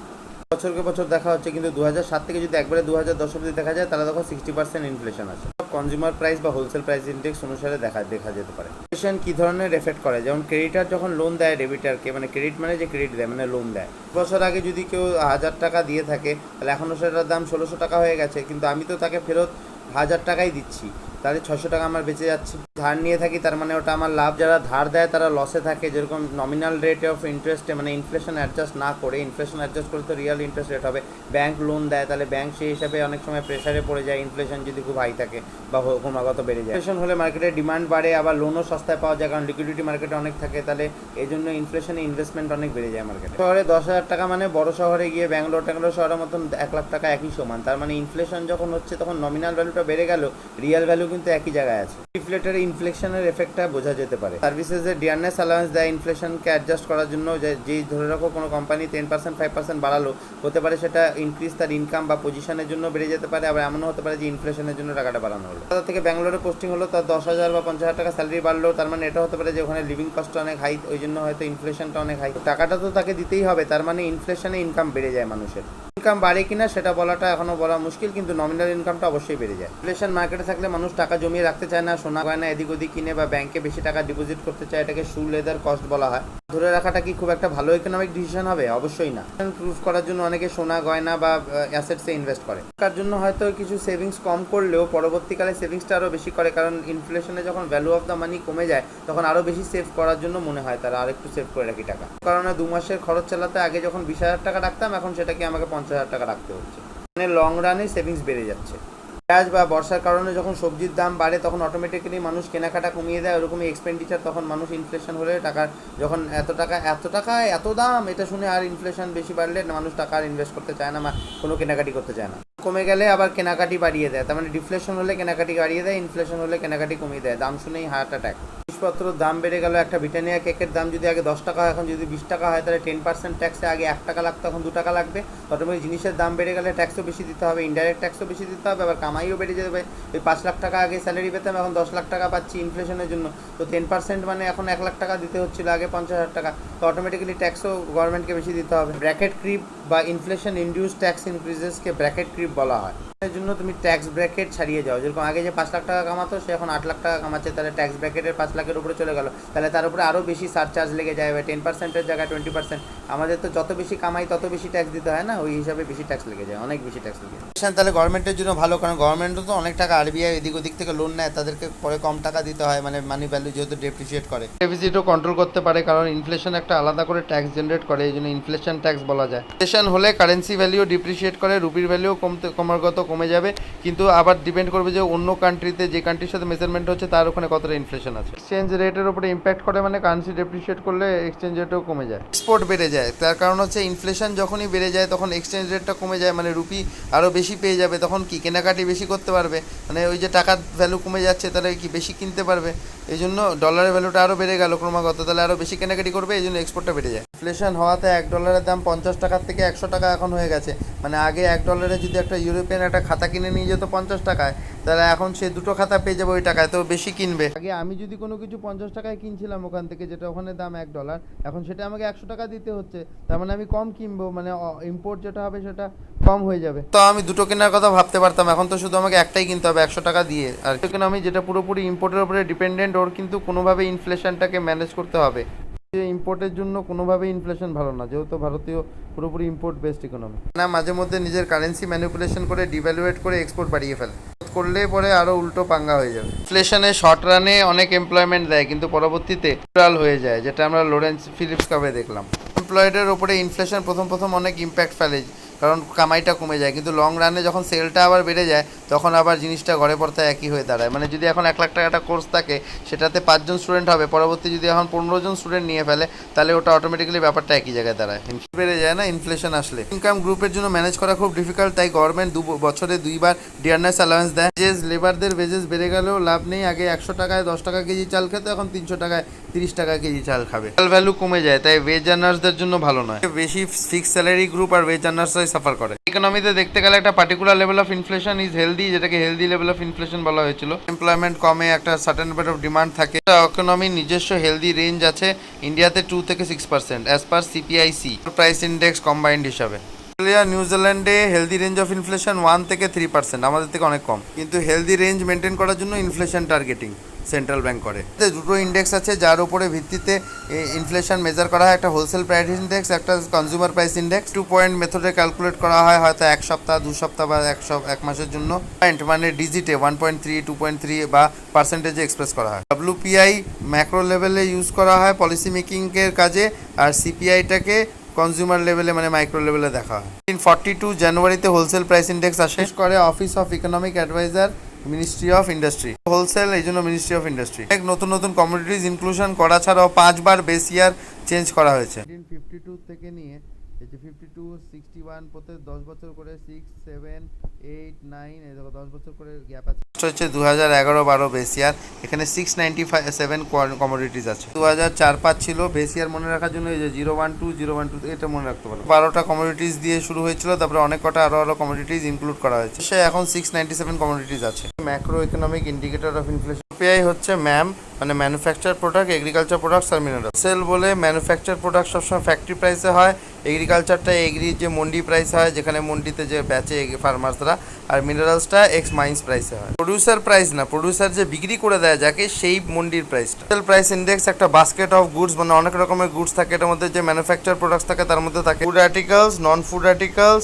মিনারেলস আর অয়েল না ন্যাচারাল গ্যাস। ফুয়েল অ্যান্ড পাওয়ারে থাকে কোল, ন্যাচারাল গ্যাস আর অয়েল। ম্যানুফ্যাকচার্ড আইটেমসে থাকে মিট, বিফ প্রোডাক্টস, মানে সমস্ত রকমের প্রোডাক্ট। কি প্যাকড মিটও। ম্যানুফ্যাকচার প্রোডাক্ট 64.23%, মানে সব থেকে হাইয়েস্ট। তারপরে প্রাইমারি আর্টিকেলস 22.62, আর ফুয়েল অ্যান্ড পাওয়ার হচ্ছে সবচেয়ে কম 10.15%। WPI উইকলি বেসিসে office of economic adviser publish করে। ম্যানুফ্যাকচার্ড আইটেমসে paper product, basic metals, rubber product, tobacco প্রোডাক্টসও থাকে, আর WPI সেই নিয়ে 7বার রিভিশন হয়েছে 2011-12 অবধি। কনজিউমার প্রাইস ইন্ডেক্স ফাইনাল কনজিউমারের কাছে যে প্রাইসে আসে সেটা, এটা হোলসেলের থেকে কিনে নিয়ে যে ট্রান্সপোর্টের কস্ট লাগে প্লাস রিটেলারকে মার্জিন দিতে হয়, তারপরে না মালটা আসে আমাদের কাছে, সেটা হচ্ছে consumer price index. Demand and সাপ্লাইও এফেক্ট হয় কনজিউমার প্রাইস ইন্ডেক্সের উপরে, হোলসেলের উপরে সেটা হয় না। আবার রিটেলার চাইলে দাম বাড়াতে কমাতে পারে, যেটা এখন লকডাউনের সামনে বাড়িয়ে দিচ্ছে ম্যানিপুলেট অফ স্টকিস। আর ট্রান্সপোর্ট কস্টটা বেশিও লেগে যেতে পারে পেট্রোলের দাম যদি বেড়ে যায়। পিআইতে আবার থাকে গুডস অ্যান্ড সার্ভিসেস দুটোই, কিন্তু হোলসেলে কোনোদিনও সার্ভিসেস থাকে না, হোলসেল সার্ভিসে হয়ও না। রিটেল প্রাইসেসের ব্যাপারে বলে আর ইনক্লুড করে ফুড আর সার্ভিস, মানে নর্মাল খাওয়া দাওয়া যেগুলো আমরা খাই সেটাকে ওর মধ্যে ইনক্লুড করে। CR 2012 PI U and me মানে আরবান নন ম্যানুয়াল এমপ্লয়িকে সেন্ট্রাল সিএসও পাবলিশ করে, আর বাকিগুলোকে ডিপার্টমেন্ট অফ লেবার করে, ministry of labour and employment আন্ডারে। 4টা সিরিজ, একটা হচ্ছে ইউ অ্যান্ড মি মানে আমি আর আপনার মতন লোকজন যারা নন কলার্ড মানে হোয়াইট কলার্ড ওয়ার্কার, যারা ইঞ্জিনিয়ার, ডাক্তার, বাই সার্ভিস মানে গভর্নমেন্ট জব হোল্ডার। আরেকটা হলো আপনার এগ্রিকালচার ওয়ার্কার্স আর রুরাল ওয়ার্কার্স, জানি না কেন আলাদা করেছে, আর ইন্ডাস্ট্রিয়াল ওয়ার্কার্স। এইতে সব থেকে বেশি খরচা দেয় 41% হাউজিংয়ে, বাড়ি ভাড়া। তারপরে ফুড অ্যান্ড বেভারেজেসের আগেও দেয় ট্রান্সপোর্টেশন, যাতায়াতে 17%, খাওয়া দাওয়াতে 16%। তারপরে মেডিকেল কেয়ার আছে, ডাক্তারের কাছে রিক্রিয়েশন সিনেমা টিনেমা দেখা 6% এগুলো। তারপরে এডুকেশনও আছে 6%। মানে সাধারণত আমরা যে খরচাগুলো করি। পিআই ইকোনমিক অ্যাডভাইজার বের করে মিনিস্ট্রি অফ কমার্স ইন্ডাস্ট্রি, আর সিপিআই হয়তো সিএসও নাহলে লেবার ডিপার্টমেন্টও একটা বের করে। আর CPI services WPI only goods আইটেমসে ডব্লিউপিআই 697, আর পিআই রুরালে 448, আর আরবানে 460। ডব্লিউপিআই বেসের 11-12 আর সিপিআইয়ের 12। পিআই আমাদের 12 বাজিয়ে দেয়। কে 2011 ফেব্রুয়ারিতে সিএসও মিনিস্ট্রি অফ স্ট্যাটিস্টিক্স আন্ডারে যে কাজ করে সিএসও রিপ্লেস করলো সিপিআই আরবান করলো, সিপিআই রুরাল আর সিপিআই কম্বাইন্ড, মানে তিনটা। এখন যে সিপিআই সি এর উপরে যে আমরা মানে মাপি আর কি ইনফ্লেশনটা। আর সিপিআই বাস্কেটে 448 আছে, আর আরবান বাস্কেটে 460। সিপিআই কম্বাইন্ড দিয়ে আমরা ডিয়ারনেস অ্যালাওয়েন্সকে টার্গেট করি, এছাড়া ইনফ্লেশন টার্গেটিং করি, কস্ট অফ লিভিং জানতে পারি, আর স্যালারি অফ গভর্নমেন্ট এমপ্লয়ি যে ডিয়ারনেস অ্যালাওয়েন্সের উপরে সেট করা হয় সেটাও সিপিআইসি দিয়ে হয়। এই বেসটাকে চেঞ্জ করা হয়েছে, আগে 2004 প্ল্যানিং কমিশনের 2011-12 করা হয়েছে। গভর্নমেন্ট একটা জিডিপি বা ইন্ডাস্ট্রিয়াল মানে প্রোডাকশনে যে আইআইপি আছে ডাব্লিউপিআই ম্যাচ করে নেওয়া হয়েছে সিরিজের মধ্যে কিছু চেঞ্জ করার জন্য। তো প্রাইমারি আর্টিকেল ফুয়েল আর পাওয়ার আর ম্যানুফ্যাকচার প্রোডাক্ট তো রেখেছিল, কিন্তু এবার 697 থেকে মানে 697 অবধি চলে গেছিলো আগে 676 থেকে। তো আইটেম প্রায় 199 নতুন আইটেম আর 146 ওল্ড আইটেম সরিয়ে দিয়েছিল। একটা বড় কান্ট্রি, আর এখানে কনজিউমারদের আলাদা আলাদা চয়েস আছে, সেই হিসাবে একটাই মাত্র সিঙ্গেল কনজিউমার প্রাইস ইন্ডেক্স কোনোদিনও পসিবল না যে এত বড় এনকম্পাস করতে। এই জন্যই সিপিআইকে 4 ভাবে বিভক্তিকরণ করা হয়েছে। পিআই ইউ অ্যান্ড মি 1958-59 এর প্রথম বেস ইয়ার ছিল, পরে এটা 1984-85 এখন চলছে, আর 146 থেকে নিয়ে 365 কমোডিটিজ আছে বাস্কেটে। 59 সেন্টারে ডাটা কালেকশন করা হতো, কিন্তু খুব একটা বেশি ইউজ করা হতো না, খুব লিমিটেড ইউজ করা হতো। শুধুমাত্র ডিটারমাইনিং ওই ডিয়ারনেস অ্যালাওয়েন্স, কিছু ফরেন কোম্পানি যেরকম এয়ারলাইন্স হয়ে গেল, বিদেশি ইন্স্যুরেন্স কোম্পানি হয়ে গেল, কিছু ফাইন্যান্সিয়াল সার্ভিস যেমন স্ট্যান্ডার্ড অ্যান্ড চার্টার ব্যাঙ্ক বা বাইরের ব্যাঙ্ক, এগুলোর জন্য। আর it also used under income ট্যাক্সের জন্য, কিছু ক্যাপিটাল গেন্স করলো, কোনো সিএসও ইউজ করলো, বাইরের থেকে কোনো কান্ট্রির সাথে হলো, এরকম ধরনের। আর the publication of CAC U যখন আসলো, মানে আরবান যেটা চলে আসলো, ওটার পরে 2011-তে এটাকে ডিসকন্টিনিউ করে দিল, কারণ তিনটে সিপিআই, একটা ইউ আসলো, একটা রুলার আসলো। ইউটা মানে হচ্ছে আরবান, আরটা মানে হচ্ছে রুলার, আর একটা ছিল আপনাদের কম্বাইন্ড, যেটা কম্বাইন্ডটাই বেশি ইউজ করা হয় আর কি, মানে ইনফ্লেশন মেজার করতে। পিআই ইউ অ্যান্ড মি কে সিপিআই ইউ রিপ্লেস করেছিল 2011-তে জানুয়ারি। সিপিআই ইন্ডাস্ট্রিয়াল ওয়ার্কার মানে আইডাব্লিউ 260টা আইটেম ছিল, প্লাস আরও সার্ভিসেস আছে এর মধ্যে। সিপিআইয়ের মধ্যে সার্ভিসেস থাকে, কিন্তু মানে ডাব্লিউপিআইয়ের মধ্যে সার্ভিসেস থাকে না। আর বেস ইয়ার ছিল এটা 1958-59 হয়েছিল, কিন্তু পরবর্তীকালে 2001 করা হয়। গভর্নমেন্ট এমপ্লয়িজদের ডিয়ারনেস অ্যালাউন্স বছরে 2 বার বাড়ানোর জন্য, ইনফ্লেশন অ্যাডজাস্ট করার জন্য, আর পে রিভিশনসের জন্য, পে কমিশনের জন্য সবসময় এটাই ইউজ করা হয়, IW, CPI IW industrial worker. ব্যাংকের জন্য না, ব্যাংকে তো ইউএন মিটা ইউজ করা হচ্ছিলো, আর যেটা বিদেশে যারা কাজ করে আমাদের এমবাসিস তাদের জন্য না, কারণ বিদেশে তো এখানকার স্যালারি বা হাইক করলে হবে না। পিআইএএল মানে agriculture labour 1986-87 base year, 260 commodities বাস্কেটে, 600টা ভিলেজের, প্রত্যেকটা স্টেটে গিয়ে আলাদা আলাদা জায়গায় গিয়ে সমস্ত ওয়েজেসগুলো হয়, কারণ প্রত্যেকটা এগ্রিকালচারের, যেরকম হরিয়ানাতে এক রকমের এগ্রিকালচারাল লেবারদের ওয়েজ, আবার বেঙ্গলে কম, আসামে এক রকমের, এখানে হয়তো চালের খেতি হয়, ওখানে একটু বেশি। সেই হিসাবে বেস ইয়ার ধরে ধরে প্রত্যেকটা জায়গায় গিয়ে দেখা যাচ্ছে মিনিমাম ওয়েজেস কত, আর সেটাকে রিভাইজ করে। স্টেটে তো 50%-এরও বেশি লোক এগ্রিকালচারিস্ট, তাই গভর্নমেন্ট আর স্টেট গভর্নমেন্ট আর কি, সেন্ট্রাল স্টেট গভর্নমেন্ট দুজনেই এটার প্রতি এএল-এর সিপিআইএল-এর প্রতি খুব ভিজিলেন্ট। তাই দেখতে পারে যে ওই ধরনের মানে এগ্রিকালচারিস্ট যে কনজিউমার্স আছে তাদের উপরে কী ইম্প্যাক্ট পড়ছে, সেটা খুব মানে দেখতে হবে, নাহলে তো ভোট পাবে না। তো এই এগ্রিকালচারিস্টরা বেচারা 75% of the income, total income শুধুমাত্র খাওয়া দাওয়া, ফুড আর্টিকেলসেই ওরা খরচা করে। ব্যাংকের জন্য এফসিআইকে সবসময় রেডি রাখে যাতে চিপার ফুড গেন্স অ্যাভেলেবেল থাকে, অ্যাট চিপ প্রাইস যাতে ফুড সিকিউরিটিও থাকে, এটা একটা ফান্ডামেন্টাল রাইটও। পিআইআরএল মানে রুরাল লেবার্স 1983 বেস ইয়ার, আর 260 কমোডিটিস, ওই 600 ভিলেজেই গিয়ে ওই সেম ইন্সপেকশনে, মানে এক তীরের দুটো নিশানা, একবার এগ্রিকালচার আর রুরাল একসাথেই করে। 2001-2তে সিপিআই যে রুরাল লেবারটা আছে ওটাকে সরিয়ে দেওয়া হয়েছিল, কারণ সিপিআই এগ্রিকালচার আর রুরাল তো মোটামুটি একই, এই জন্য। বাট পরে আবার গভর্নমেন্ট ওটাকে রিভাইভ করেছিল, আবার নিয়ে এসেছে। ইন সিপিআই 2011-তে করেছিল সিপিআই ইউ আর কে কম্বাইন করে সিপিআই সি।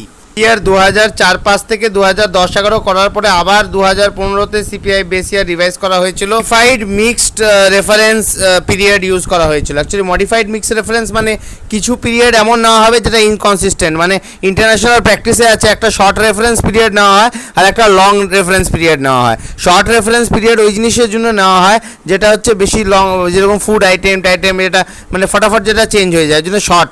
আর যেটা লং রেফারেন্স পিরিয়ড যেটা ধরে রাখো সরাসরি যেটা দাম কম বেশি খুব একটা হয় না, ইউনিফর্ম রেফারেন্স পিরিয়ড ওটার জন্য নেওয়া হয়। এটা ইন্টারন্যাশনাল প্র্যাকটিস, ওই হিসাবে এই মিক্সড অ্যাপ্রোচটা নেওয়া হয়েছিল। অফ গ্রুপস বাড়িয়ে দেওয়া হয়। আগে পান, টোব্যাকো, ইনটক্সিকেন্টসের মধ্যে একই নামে পান রাখা হতো, ফুড, বিভারেজেস অ্যান্ড পান, মানে খাওয়া দাওয়ার সাথে পানটাকে ঢুকিয়ে রেখেছিল। কিন্তু এখন পান, টোব্যাকো, ইনটক্সিকেন্টসকে বাইরে করে দেওয়া হলো, অন্য একটা গ্রুপে করে দেওয়া হলো। বিয়ে বাড়িতে আলাদা করে একটা স্টল লাগানো থাকে পানের, ওরকমই আলাদা করে ওটাকেও বের করে দেওয়া হলো, মানে খাবারের মধ্যে ইনক্লুড করা হলো না, আর বেভারেজেসের মধ্যে। মিট আর ফিশের মাঝখান থেকে এগকে সরিয়ে দেওয়া হলো, ওই একটা আলাদা সাবগ্রুপ করে দেওয়া হলো। এখন যত প্রাইস ক্যালকুলেশন হয় জিওমেট্রিক মিনের উপরে হয়, আর প্রাইস রিলেটিভ অফ কারেন্ট প্রাইসের সাথে বেস প্রাইসটাকে মানে রেসপেক্টে মানে ক্যালকুলেশন করা হয় ইন্টারন্যাশনাল প্র্যাকটিসে যেরকম আছে আর কি। আর ওল্ড সিরিজ হিসাবে অ্যারিথমেটিক মিন ছিল, এখন জিওমেট্রিক মিন ইউজ হয়। শুধুমাত্র ফুড প্রাইসে অ্যাভাব পভার্টি লাইন মানে এপিএল আর বিপিএল কাউন্ট করা হতো ওল্ড সিরিজে, কিন্তু এখন আন্তঃদেয়া আন্না যোজনা আছে, যে দরিদ্রর থেকেও দরিদ্র সীমাদের যেটা পিডিএস যেটা আমরা দিই প্রাইস অফ, মানে একদম ফ্রিতে, তো সেটাও ক্যালকুলেট করা হয় ইন্ডিসেসটা। কনজিউমার ফুড প্রাইসেসটা আগে শুধু ওয়েটস হিসাবে ক্যালকুলেট করা হলো, টোটাল ওয়েট কত, এখন ওটাকে শুধুমাত্র ওয়েটে ক্যালকুলেট হবে না ওল্ড সিরিজের মতন, এখন ওয়েটেড অ্যাভারেজ হবে অফ যতগুলো সাবগ্রুপস আছে সব কটা ওয়েটেড অ্যাভারেজ নেওয়া হবে। ডুয়েলিংস বাড়িয়ে দিয়েছে হাউস রেন্ট ইন্ডেক্সের মধ্যে, মাছ, মাংস আর ডিমকে আলাদা করে দিয়েছে এখানে। তারপর থেকেই মুদ্রাস্ফীতি মানে ইনফ্লেশন আমাদের ভারতের জন্য একটা অনেক বড় সমস্যা। ডাবল ডিজিট ইনফ্লেশন হলেতে পলিটিক্যাল পার্টিও ডিস্টেবিলাইজ হয়ে যায়, সেন্টার বা স্টেটের, কেন্দ্রের বা রাজ্যের। আর প্রাইস রাইজ এত বেড়ে যায়, এত দাম বেড়ে যায়, জিনিসপত্র যেরকম আলু পেঁয়াজের দাম বেড়ে যাচ্ছিলো, মাঝখানেও বেড়েছিল এডিবল অয়েল মানে খাদ্য যে অয়েলগুলো হয়। ইনফ্লেশনের মূল কারণ হতে পারে যে ড্রট হয়ে গেল বা প্রচুর ফ্লাড হয়ে গেল, এখন যেমন প্রচুর বৃষ্টি পড়ছে অনেক এলাকাতে, অনেক সময় জল ড্রট হয়ে গেল, সেই ক্ষেত্রে ডাবল ডিজিট ইনফ্লেশন দেখা যায়, জিনিসপত্র খাবারের দাম অনেক বেড়ে যায়। ইন্ডিপেন্ডেন্সের পর থেকে 1950s পর থেকে যদি ডিকেডাল ইনফ্লেশন মানে 10 বছর অন্তরে যদি দেখা যায়, এই দেখো 1950-এ 1.47 ছিল, মানে খুবই কম ইনফ্লেশন, ফট করে বেড়ে 6.4 হয়ে গেল 10 বছরের মধ্যে 60s-এ, আবার তারপরে 9-এ চলে গেল 1970s-এ, আবার বেড়ে গেল, এর থেকে আবার 8-এ চলে গেল, 80-তে 8 হয়ে গেল, আবার 9, আবার 9.5 হয়ে গেল, আবার 2000-এর ওরকম 3 থেকে 5-এর মধ্যে থাকলো, মানে ফট করে ইনফ্লেশনটা বিশাল কমে গেছিল। 2009-এর পর থেকে আবার বৃদ্ধি পায় মানে ইনফ্লেশনের মধ্যে হেডলাইন ইনফ্লেশনটা সবসময় একটু বেশি থাকে আনকমফোর্টেবল লেভেলে, তার কারণ হচ্ছে ফুড আর্টিকেলসের মানে খাদ্য সামগ্রীর দাম অনেক বেশি থাকে, এই জন্য ডায়েটারি হ্যাবিটস আমাদের যেরকম প্রোটিন ইনফ্লেশন, আমরা অনেক বেশি প্রোটিন খেতে শুরু করেছি, সেক্ষেত্রে ইনফ্লেশনটা বেশি থাকে। ইনফ্লেশন থেকে এরপরে প্রোটিন ইনফ্লেশন দেখা যায়। 2010-এর পরে ইন্ডিয়া এক্সপিরিয়েন্স করে স্কিউফ্লেশন। রিটেল ইনফ্লেশনটা সিপিআইতে মেজার করা হয়, আর সিরিয়ালস ফুডস দেখো সব কিছু বেড়ে গেছে, ভেজিটেবলসের দাম খুব বেড়ে গেছে 60.50, তো শুধু ভেজিটেবল প্রাইসও যদি বেড়ে যায় রিটেল ইনফ্লেশনে বিশাল অন্তর দেখা যায়। আবার সিপিআই রিটেল ইনফ্লেশনে ফুড ইনফ্লেশন বেড়ে গেলে কোর ইনফ্লেশনে খুব একটা অন্তর দেখা যায় না, কারণ ফুড আর ফুয়েল তো থাকে না কোর ইনফ্লেশনে। রিটেল ইনফ্লেশনে সিপিআইতে হাউজিং আর ফুয়েল আলাদা করে দেখানো হয়। পসিবল রিজনস ফর ইনফ্লেশন, কোন কোন কারণে ইনফ্লেশন হতে পারে ইন্ডিয়াতে। একটা হচ্ছে স্ট্রাকচারাল ইনফ্লেশন, সেটা হচ্ছে সাপ্লাই, ইন্ডিয়া একটা প্রোডাকশন ইকোনমি না, ইন্ডিয়াতে প্রোডাকশন সবসময় কম থাকে, ইম্পোর্ট করে নিয়ে আসে, এই জন্য অনেক সময় সাপ্লাইটা একই লেভেলে থেকে থাকে, নয়তো কমে যায় আর ডিমান্ডটা বেড়ে যায় ফট করে, এই জন্য স্ট্রাকচারাল ইনফ্লেশন। মেন এক্সপেন্ডিচার তো নন ডেভেলপমেন্ট না, যেটা হচ্ছে ফিসক্যাল ডেফিসিট ক্রিয়েট করে, বেশিরভাগ লোকজনকে খাওয়াতেই টাকা খরচ হয়ে যায়, এই জন্য খুব এক হাই ইনফ্লেশন চলে আসে, স্ট্যাগনেন্ট ইকোনমি চলে আসে। স্ট্রাকচারাল ইনফ্লেশন কন্ট্রোল করার জন্য ইনভেস্টমেন্ট করতে হবে, বাইরে থেকে টাকা নিয়ে আসতে হবে, ক্যাপিটাল নিয়ে আসতে হবে, ইনফ্রাস্ট্রাকচার দিতে হবে, এতে কি হবে প্রোডাকশন বেড়ে যাবে, অটোমেটিক্যালি স্ট্রাকচারাল ইনফ্লেশন কন্ট্রোল হয়ে যাবে। শর্ট টার্মের জন্য ইম্পোর্ট করেও কন্ট্রোল করা যেতে পারে, কিন্তু লং টার্ম সলিউশন প্রোডাকশন বাড়িয়ে। গভর্নমেন্ট চাইলে ট্যাক্সটাকে বাড়িয়েও কনজামশনটাকে বা কাস্টম ডিউটি বাড়িয়েও কনজামশন কমাতে পারে। কস্ট পুশ ইনফ্লেশন, ইন্ডিয়াতে জিনিসপত্রের দাম যখনই বেড়ে যায়, যেরকম ভ্যাট হয়ে গেল, ইম্পোর্ট ডিউটিস হয়ে গেল, যখন আমি ইম্পোর্ট করে কোনো কিছু বানাবো, এটা র মেটেরিয়াল হিসাবে ইউজ করব, আর অনেক বেশি আমাকে ইম্পোর্ট ডিউটি দিতে হচ্ছে, তখন জিনিসপত্র ইনপুট কস্টের দাম বেড়ে যাচ্ছে, তখনই ওই টাকাটা তো অ্যাড হয়ে যাচ্ছে, আর এটাতে ইনফ্লেশন হচ্ছে, আর এই কাপলড এফেক্টটা কী হচ্ছে, ইনফ্লেশন ট্যাক্সটাও বাড়িয়ে দিচ্ছে, মানে জিনিসপত্রের দাম বেড়ে যাচ্ছে, তো হিসেবে ইনফ্লেশন ট্যাক্সটাও আমাকে বেশি দিতে হচ্ছে। সেক্ষেত্রে আমাকে আবার একটা জিএসটি টিএসটিতেও আমাকে ইনডাইরেক্ট ট্যাক্সেও বেশি টাকা দিতে হচ্ছে, তো সেটা কস্ট পুশ ইনফ্লেশন। প্লাস আমার ডাইরেক্ট ইনকামের উপরে প্রভাব পড়ছে, আমাকে সেখানে বেশি ট্যাক্স দিতে হচ্ছে, তো কস্ট পুশ ইনফ্লেশন ইন্ডিয়াতেও আসে। অ্যাট আসার আগে তো গভর্নমেন্ট আগে ক্যাসকেডিং এফেক্ট করে দিত না, ট্যাক্সে আরও বেশি ট্যাক্সের উপরে ট্যাক্স লেগে যেত। গভর্নমেন্টের ফিসকাল পলিসির উপরেও ইনফ্লেশনটা ভ্যারি করে। এবার যদি কেউ ডেফিসিট ফাইন্যান্সিং করে, যেটা এখন আমরা করছি ডেফিসিট ফাইন্যান্সিং বা ইন্টারনাল বরোয়িং, তখনই ক্রাউডিং আউট অফ ফান্ডসও হচ্ছে। এছাড়া ডেফিসিট ফাইন্যান্সিংয়ে কী হচ্ছে, ফ্রেশ মানি প্রিন্ট করছি আমরা। তো যখনই আমরা ডেফিসিট ফিন্যান্সিংয়ের রুট নিচ্ছি, এক্সটার্নাল কমার্শিয়াল বরোয়িং করছি না, বাইরের থেকে লোন নিচ্ছি না, প্রথমত যেটা করা হতো, এখন পুরো ওয়ার্ল্ড যখন ডেফিসিট ফাইন্যান্সিং ওই মানি মানে পয়সা চেপেই করছে, তো অটোমেটিক্যালি পয়সা ছাপলে কী হবে, পয়সার ভ্যালু কমে যাবে, ইনফ্লেশন চলে আসছে। আর ইন্টারনাল বরোয়িংস করলেও ওই একই। এর তরফ থেকে গভর্নমেন্টের যে ডেফিসিটটা প্রোভাইড করা হয় সেটাকে মানিটাইজ ডেফিসিট বলা হয়। আর সেটা যদি টাকা প্রিন্ট করা হয় তো সেটাকে বলে কারেন্সি প্রিন্টিং, আর সেটার জন্য ইনফ্লেশন খুব বেড়ে যায়। ফান্ডসের যখনই গভর্নমেন্ট টাকা নেয় তাই ইন্টারনাল বরোয়িং করে, তখন ডিমান্ড ফর ফান্ডস বেড়ে যায়, তো ইনভেস্টমেন্ট কমে যায়। আর যখন ইনভেস্টমেন্ট কমে যায় মার্কেটে, তখনই আর বেশি ইনভেস্টমেন্ট হয় না প্রাইভেট সেক্টর, তো ইনভেস্টমেন্ট না হলে গ্রোথটাও কমে যায় সেই হিসাবে। মানে হায়ার ফিসকাল ডেফিসিট মানে হায়ার ইন্টারেস্ট রেট, ইনভেস্টমেন্ট কম আর গ্রোথ কম, জিডিপি কম, গভর্নমেন্টের ট্যাক্স কালেকশন কম, ইনফ্লেশন থাকবে, মার্কেটে স্লো ডাউন চলে আসবে। আর রেভিনিউ ডেফিসিট হওয়ার কারণ হচ্ছে হাই ইন্টারেস্ট পেমেন্ট করতে হয়। গভর্নমেন্ট যদি কারো থেকে লোন নেয়, সেটা একটা ব্যাপার, যদি বাইরে থেকে লোন নেয় অনেক টাকা ইন্টারেস্ট আমাদেরকে বাইরে পেমেন্ট করতে হবে, তো সেটাতে আরও রেভিনিউ ডেফিসিট বাড়বে।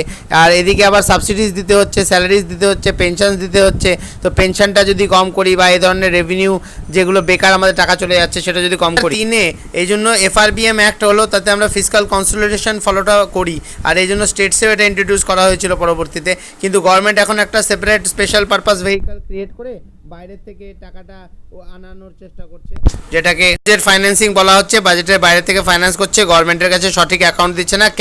অনেক প্রশ্ন উঠেছে সরকারের উপরে যে কেন এইভাবে করছে, কারণ ফিসকাল কনসলিডেশন দরকার, কিন্তু বাইরের থেকে অফ বাজেট ফাইন্যান্সিং করছে গভর্নমেন্ট, দেখাচ্ছে না। কিন্তু ইনফ্লেশন তো চলেই আসবে না, আলটিমেটলি রিয়েল ইম্প্যাক্ট তো থাকেই। আর ইনফ্লেশন একটা পলিসি অ্যাটেনশনও দরকার, মনিটারি পলিসি অ্যাটেনশন। এই জন্য মনিটারি পলিসির জন্য একটা কমিটি বানানো হচ্ছে আরবিআই, যারা ইনফ্লেশন টার্গেটিং করছে, যেটা প্রত্যেকটা সেন্ট্রাল ব্যাঙ্কই করে।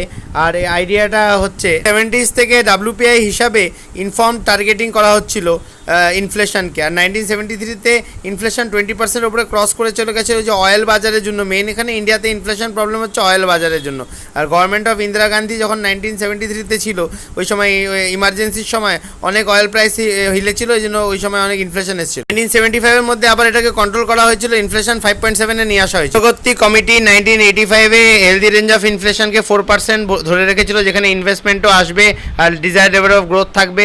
কিন্তু হেলদি রেঞ্জটা আবার গভর্নমেন্ট 4 থেকে 6% এর রেঞ্জে অ্যাকসেপ্ট করেছিল। গ্লোবাল অ্যাভারেজ ছিল 0 থেকে 3, কিন্তু ইন্ডিয়া চেয়েছিল 4 থেকে 6, যেটা অফিসিয়াল রেট হিসাবে।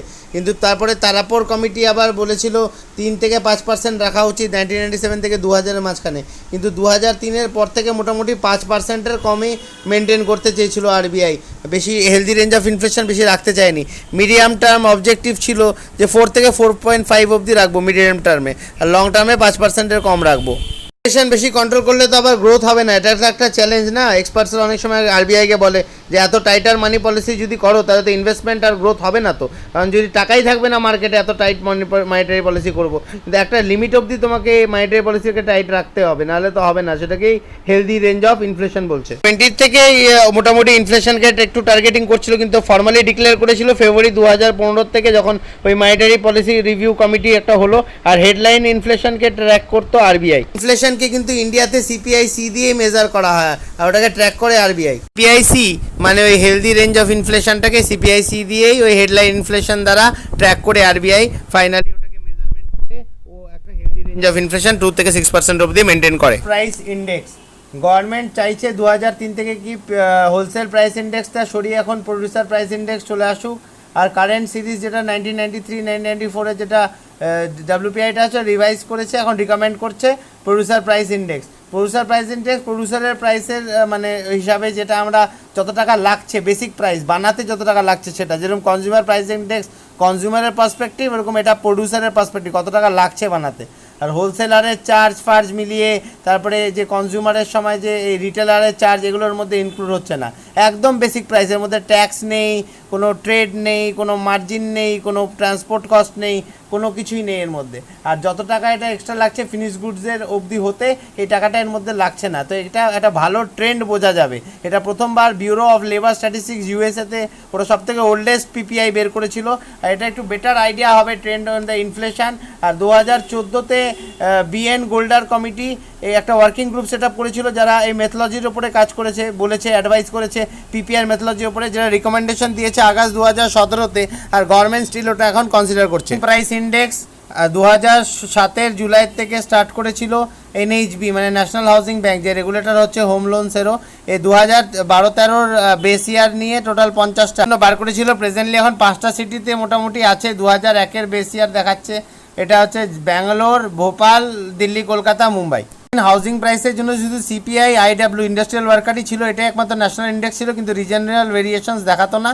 আর এর মধ্যে ট্রান্সপারেন্সি আনার কথা বলা হয়েছিল এই ইন্ডেক্স দ্বারা, যেসে ব্রোকারের কোড অ্যামাউন্ট সব ভুলভাল বলা হতো, কোনো রিয়ালিস্টিক ছিল না। এই জন্য হাউজিং প্রাইস ইন্ডেক্সটা এনএইচবি এনেছিল, যাতে মোটামুটি কত টাকা ব্রোকার কোড করছে সেটা ঠিক আছে নাকি, প্লাস হাউজিং প্রাইস কতটা হতে পারে দাম, এগুলো সব রিয়ালিস্টিক পাওয়া যাবে, ট্রান্সপারেন্ট হবে, বেটার হবে আর কি, রিয়ালিস্টিক দেখা যাবে। ইন্ডেক্স একটা প্রপোজড ইন্ডেক্স, এটা এখনো স্টার্ট হয়নি। টার্সিয়ারি সেক্টরের জিডিপি ক্রমাগত বেড়ে চলেছে, এই জন্য সার্ভিস প্রাইস ইন্ডেক্স। এখন হোলসেল প্রাইস ইন্ডেক্সে কোনো সার্ভিস মেজার করা হয় না, আর এটা কোনো ইন্ডেক্সও নেই ইন্ডিয়াতে। অভিজিৎ সেন রিকমেন্ডেশন দিয়েছিল, তারপরে রঙ্গরাজনও একটা কমিটি বানিয়ে সমর্থন করেছিল। এখন এটা কনসিডারেশনে আছে সার্ভিস সেক্টরের জন্য বানাবে নাকি না ইন্ডেক্স একটা প্রাইসের। একটা এক্সপেরিমেন্টাল বেসিসে শুরু করেছে। Road, postal, banking, trade, financial services নিয়ে একটা এক্সপেরিমেন্টাল গভর্নমেন্ট শুরু করেছে। কিন্তু ওইসিটির রিপোর্ট ওইসিটি ইউরোস্যাট রিপোর্ট 2005-এ রিকমেন্ডেশন দিয়েছিল। সেক্টরের কন্ট্রিবিউশন বেড়ে গেছে, একটা সার্ভিস সেক্টরের ইন্ডেক্স হওয়া উচিত।